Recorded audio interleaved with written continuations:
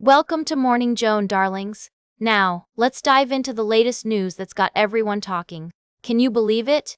The man behind the iconic He-Man action figure, Roger Sweet, has passed away. Oh, the nostalgia is real, folks. Roger Sweet was a toy designer who worked for Mattel back in the 1970s and 80s, and his claim to fame was creating that muscular, sword-wielding hero we all know and love, He-Man. I mean, who didn't have a He-Man doll growing up? Am the first right? The character was first released in 1982, and it spawned not one, but several cartoon series, including the original He-Man and the Masters of the Universe, that ran from 1983 to 1984. Now, here's the tea. Roger Sweet didn't own the rights to He-Man. His wife, Marlene, revealed that Mattel had full ownership of the character, and Sweet just worked for the company. But darling, he did get some nice bonuses for his work on the toy line. 50% of his salary as a bonus from Mattel, to be exact. Talk about a sweet deal. The He-Man franchise has come a long way since its inception, with various iterations, including live-action films, animated series, video games, and even comic books. And, fun fact, there's a new live-action film, Masters of the Universe, set to release on June 5th. Starring Nicholas Galitzine as He-Man and Jared Leto as Skeletor. Roger Sweet may be gone, but his legacy lives on through the countless hours of entertainment he brought to our childhoods. So, let's take a moment to appreciate this toy designer extraordinaire who helped shape the world of pop culture as we know it today. We'll be right back with more tea on Morning Joan.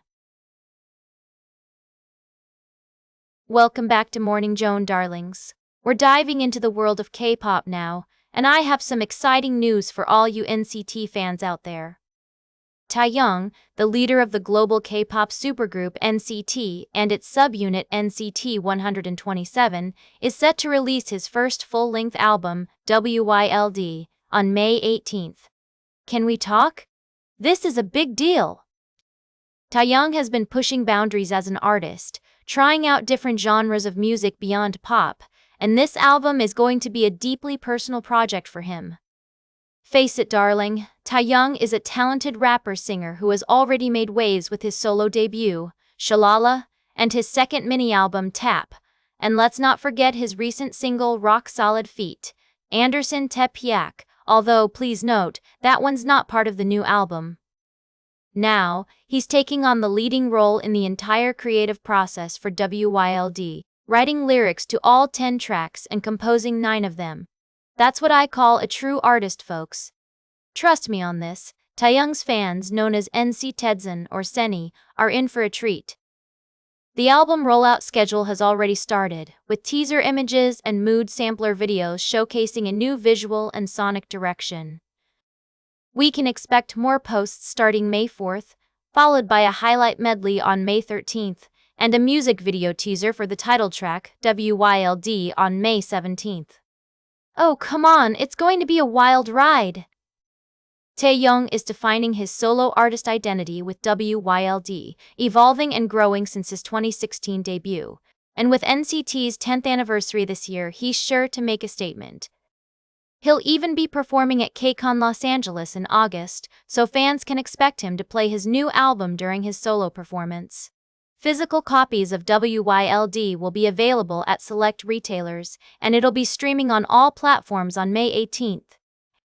We've got one more juicy story to dish out, so don't go anywhere, darlings. Welcome back to Morning Joan. We've got one more story to wrap up the show, and it's a fascinating one for all you music lovers out there. You might have heard of the legendary rock guitarist Jimi Hendrix, but today we're talking about a court battle that's been brewing between his estate and the families of his former bandmates, Noel Redding and Mitch Mitchell. It all started when Redding and Mitchell's heirs claimed they were owed millions in unpaid royalties from Hendrix's music and image. But here's the thing. Back in the 1970s, both Redding and Mitchell received significant payouts, $100,000 and $247,500 respectively, as part of a buyout agreement that covered all future royalty claims.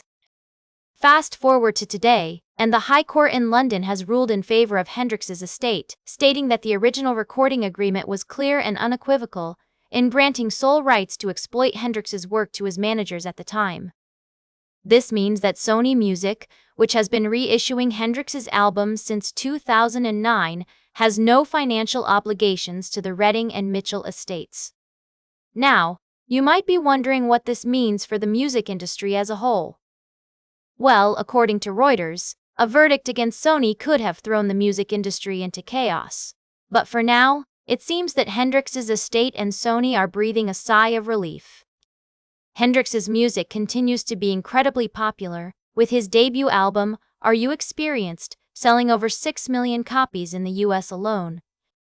And with certifications pouring in for his other albums, including Electric Ladyland and Axis, Bold as Love, it's clear that his legacy is still going strong. That's all for today's Morning Joan. Remember to like, share, and subscribe, and until next time, stay fabulous.